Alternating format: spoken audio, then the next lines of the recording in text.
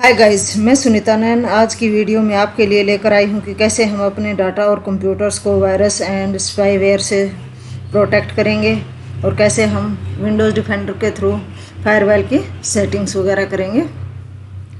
तो सबसे पहले हम करते हैं एंटीवायरस से कैसे हम अपने सिस्टम को प्रोटेक्ट करेंगे। फर्स्ट ऑफ ऑल इसके लिए आप क्या करोगे, अपने सिस्टम में कोई एंटीवायरस इंस्टॉल कीजिए। जैसे इसके अंदर आपको जैसे फिगर में दिखाई दे रहा है, एवीरा का जो हमारा एंटीवायरस है वो इसमें इंस्टॉल किया हुआ है, तो वो दिखा रहा है। तो इस तरह से तो इंस्टॉल करने के बाद में तो इस तरह से हम उसको रन वगैरह के ऑप्शन आते हैं। मैं मेरे सिस्टम्स के अकॉर्डिंग ही इसमें दिखा देती हूँ कि कैसे उस पर क्या क्या ऑप्शन आते हैं। मेरे सिस्टम में जो हमारा एंटीवायरस डला हुआ है वो एडवेयर का है, एडवेयर एंटीवायरस प्रो। तो इसके अंदर जैसे ही आप इसको डबल क्लिक करके ओपन करेंगे, ओपन करते ही आपके जो एंटीवायरस है इस तरह से आपका शो हो जाएगा कि आप उसको फुल स्कैन करना चाहते हैं। ये जैसे इसके अंदर ऑप्शन है, स्कैन ऑप्शन सभी में होते हैं स्कैनिंग के ऑप्शन। किसी थोड़ा डिफरेंट लुक हो सकता है, सिर्फ क्विक, फुल, कस्टम में हम अपने अकॉर्डिंग किसी भी फाइल्स को, पार्टिकुलरली फाइल्स को, किसी एरिया को ही करना चाहे तो वो कर सकते हैं।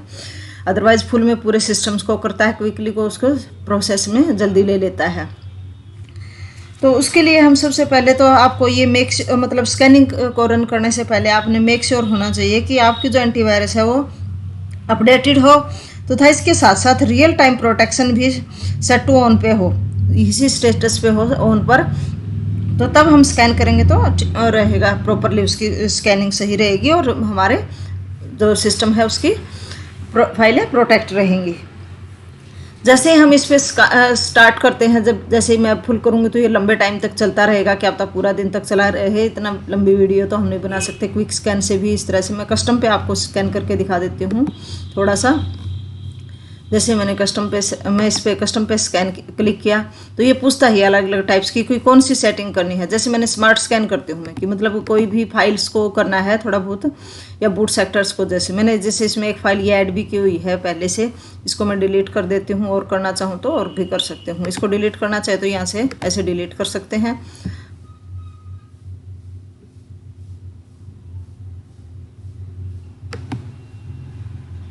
अब मैं स्मार्ट स्कैन करने के लिए ऐड करना चाहती हूँ कि किसको स्कैन करना है। मैं ऐड पे क्लिक करूँगी तो ये ऑप्शन आ जाएंगे आपको कि किस किस को क्या क्या करना है।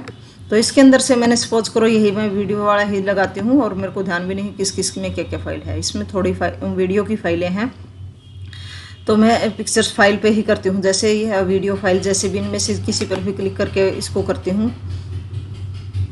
जैसे मैंने पिक्चर्स को किया तो ओके पे क्लिक किया, ये ऐड हो जाएगा। आप इसको सिलेक्ट करेंगे और आप स्टार्ट करेंगे स्कैनिंग को, ऐसे ही स्कैनिंग करेगा। तो उसके अंदर कम फाइल थी तो इसलिए जल्दी से हो जाता है। तो ये मतलब मेरे सिस्टम में कोई भी फाइल अफेक्टेड नहीं थी।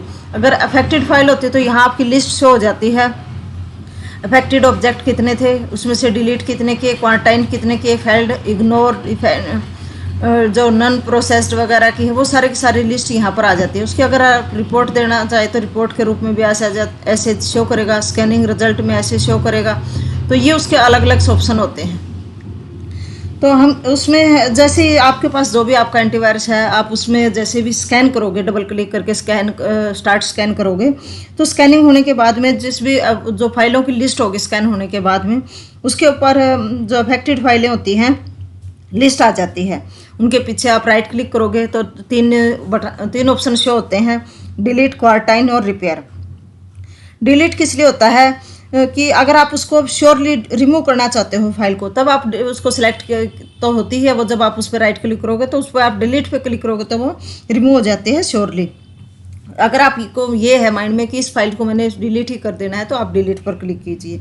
अगर आप उसको डिलीट नहीं करना चाहते तो क्या कि इसकी कभी भी ज़रूरत भी पड़ सकती है, तो आप क्या कर सकते हैं, उसको मूव भी कर सकते हैं कि to move files to a non accessible vault. Antivirus का जो फोल्डर होता है कि वहाँ से कोई एक्सेस नहीं कर सकता, तो आप वहाँ पर उसमें जाकर भी उसको मूव कर सकते हैं। थर्ड ऑप्शन उस पर रिपेयर का होता है। रिपेयर से आप उसको मतलब जो भी हमारे मालवेयर है उसको आप रिपेयर कर सकते हो। तो ये तो था हमारा एंटीवायरस का। लिस्ट के नीचे फिर आपको अप्लाई का ऑप्शन भी आता है, अप्लाई बटन, नाउ का बटन आएगा और उस पर आप क्लिक करके उसको सिलेक्टेड को प्रोटेक्ट कर सकते हो। जो भी आप उसमें अप्लाई करना चाहते हो ऑप्शंस वगैरह के, तो इस तरीके से हम अपना ये करते हैं। इसके अलावा जैसे मैंने आपको दिखाया कि इंडिविजुअल ये पूरे को ही स्कैन करना चाहोगे तो इस तरह से जैसे आपने क्लिक करोगे फुल स्कैन तो वो स्कैनिंग करेगा, उसके बाद लिस्ट शो हो जाएंगी इस तरीके से जैसे ये शो कर रहा है यहाँ फिगर में। और फिर आप उसमें उसको जैसे भी वो जो उस पर एक्शन लेना चाहते हैं तीनों में से वो एक्शन ले सकते हैं और उसको फिर अप्लाई करके उसको फिक्स कर देते हैं सिस्टम में। इसके अलावा इंडिविजुअल फाइल को भी आप राइट क्लिक करके भी स्कैन कर सकते हैं। किसी भी फाइल पे आपने राइट क्लिक किया तो ऐसे ऑप्शन शो होंगे, तो उसमें आप स्कैन का ऑप्शन सिलेक्ट करेंगे और आप इंडिविजुअल फाइल को भी कहीं भी बिना इसको मतलब स्कैनिंग ऑप्शन को खोले एंटीवायरस के, तो आप तब भी उसको स्कैन कर सकते हैं। इस तरीके से रिपेयर कर सकते हैं। कहीं जब आपको ये हो कि ये फाइल्स मैंने रिपेयर करनी है तो आप राइट क्लिक करके भी उसको कर सकते हैं स्कैनिंग। ये तो था हमारा मतलब जो ऑप्शंस थे कि कैसे हम अपने सिस्टम में एंटीवायरस के थ्रू प्रोटेक्ट करते हैं। इसके अलावा नेक्स्ट हमारा आता है कि कैसे हम फायरवॉल से सिक्योरिटी देते हैं। फायरवॉल सिक्योरिटी को ऑन करके कैसे हम वो करते हैं, सिस्टम को प्रोटेक्ट करते हैं। तो इसके लिए सबसे पहले हम विंडोज़ डिफेंडर्स को ओपन करना पड़ता है। उसको मतलब ऑन करने के लिए जैसे मैंने WINDOW विंडोज़ डिफेंडर्स जैसे ये आ गया, इसको हम क्लिक करेंगे, इसको ओपन करेंगे। इसको ओपन करके आप मेक श्योर करेंगे कि आपके जो ऑप्शन हैं वो सारे के सारे मतलब फायरवॉल सिक्योरिटी के जो ऑन है या नहीं है। जैसे इसने दिया कि डोमेन प्रोफाइल्स इसके अंदर ऑन है, Windows defender firewall is on, लेकिन इसके अंदर ये इनबाउंड कनेक्शन है जो कि मतलब हमारे उसे मैच नहीं करे किसी उससे, तो तब इसको इनबाउंड किया हुआ है कि वो नहीं आएगा कनेक्शंस के लिए। विंडोज़ अगर इनमें से सपोज करो अब जैसे दो हमारे ऑफ शो कर रहा है, तो इसको हम ऑन कैसे करेंगे। इस पर क्लिक किया, यहाँ पर आपके ऑप्शन शो हो जाएंगे। जैसे यहाँ पर डोमेन प्रोफाइल है ये ऑन है, इसके बाद प्राइवेट प्रोफाइल्स को ऑफ है तो इसको ऑन करेंगे यहाँ से। इसके ऑन करते ही आपके नीचे वाले ऑप्शन भी आप जो भी चाहे वो ऑन कर सकते हैं। अगर ब्लॉक करना चाहे तो ब्लॉक कर सकते हैं। अलाउ करोगे तो अलाउ हो जाएगा, अदरवाइज ब्लॉक रहेंगे। पब्लिक प्रोफाइल में भी आप इसको ऑन कर सकते हो, वही आपका मेथड रहेगा अलाउ और ब्लॉक करने का। ये था, ये आप अप्लाई करेंगे तो वो उस पर अप्लाई हो जाएंगे।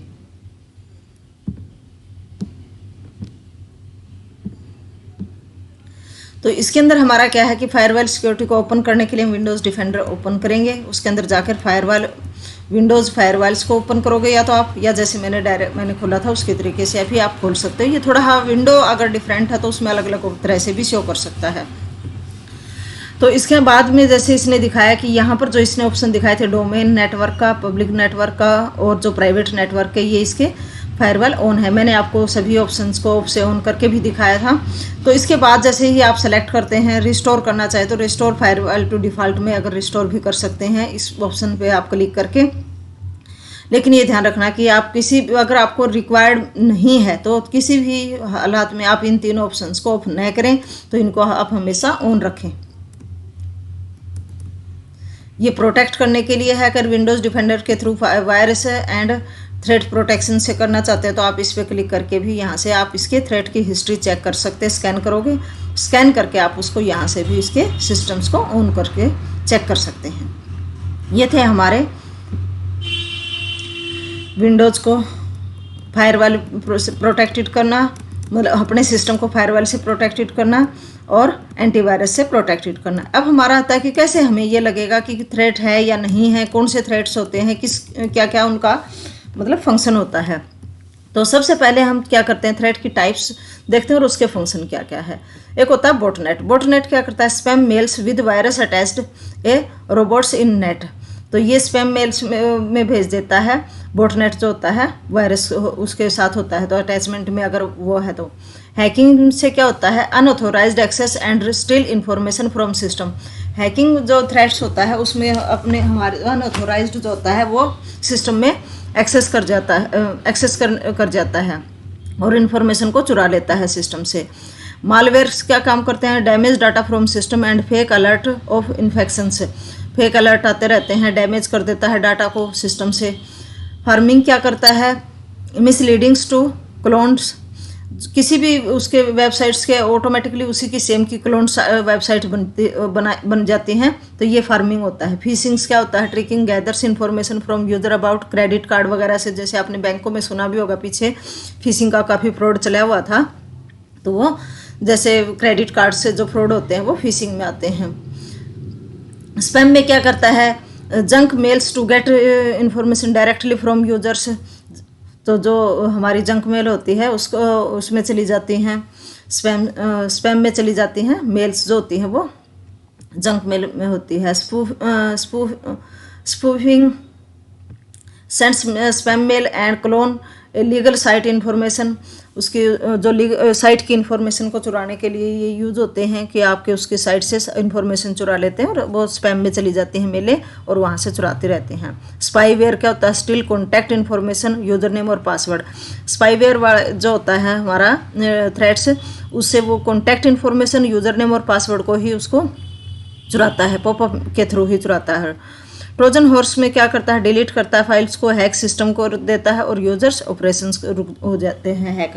तो इसमें ट्रोजन हॉर्स में क्या होता है? फाइल डिलीट हो जाती हैं, सिस्टम हैक होने लग जाता है। जो यूज़र कोई भी काम करता है तो बार बार सिस्टम हैक होता रहता है। वारम्स थ्रेड से क्या होता है?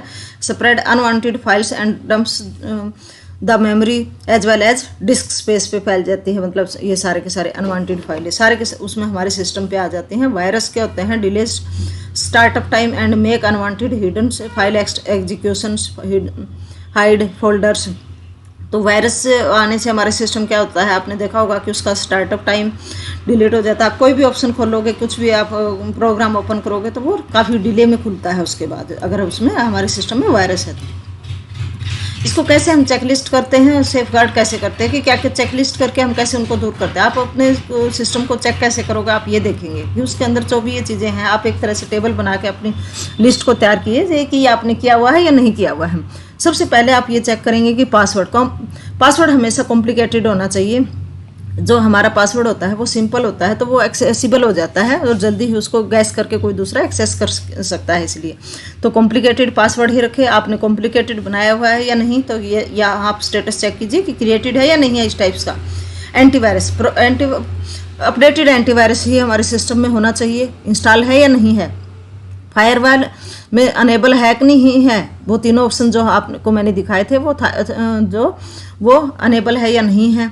ब्राउज़र की सेटिंग है वो अपडेटेड, आपका जो ब्राउज़र्स है वो अपडेटेड है या नहीं है। प्रोटेक्ट करता है प्लगइन से मेक सेफ ब्राउजिंग में या नहीं करता है। ओएस अपडेटेड है या नहीं है।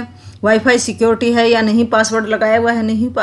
अगर और पब्लिक वाईफाई आप कभी भी ट्रांजैक्शन में यूज ना करें। ये आप श्योर रहें कि कभी भी पब्लिक नेटवर्क से आप अपनी ट्रांजैक्शन ना करें तो सेफ रहेंगे।